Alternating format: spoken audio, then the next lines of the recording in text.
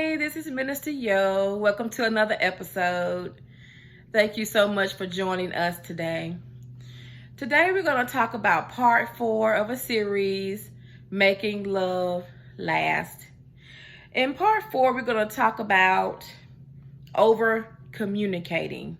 Key number 4, you make love last by over communicating with your spouse. There is no such thing as communicating too much. No such thing. Communication is a broad topic, so I'm going to hit it and I'll go into more details in a later episode. But communication involves listening and speaking.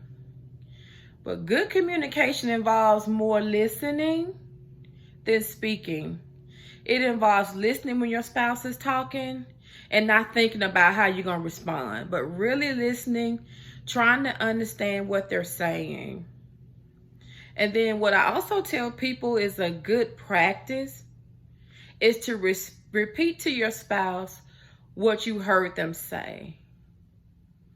Like saying, okay, honey, I heard you say you want me to spend more time with you and less time on social media. Is that correct? Repeating back what your spouse said to you not only brings clarification, but it shows to them that you're listening. And especially if the person who is being talked at is a man, it's good for husbands to repeat back what the wife said, because see, we talk a lot. And sometimes they'll miss the point of what we're saying because we're saying so much. But if we can ask him just, can you tell me what you heard? And then he can go, oh, I'm sorry, I wasn't listening. I was on my phone. I was looking at TikTok videos. No, you cannot have effective communication without making eye contact and without giving your spouse your complete and undivided attention. That means if you have small children and you can't have a real heart-to-heart deep conversation until they go to bed, because there's going to always be some distractions if you have small children. There's going to always be some distractions if there are other people in your home, in-laws or parents. It's going to always be a distraction. Social media or television shows.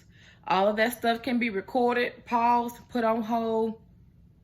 When your spouse wants to talk, part of making love last is allowing them to feel like what they have to say is important enough for you to pause some things that can be paused.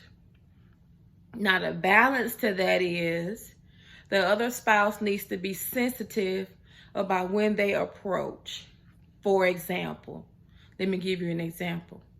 My husband was watching some kind of basketball draft thing the other night. He was looking at me, but he was really looking at the television.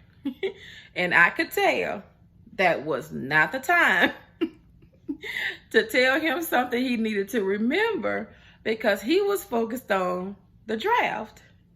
So ladies, we got to be sensitive of when we go to our husbands and want to talk to them about things, especially content that they need to remember, or dates or events.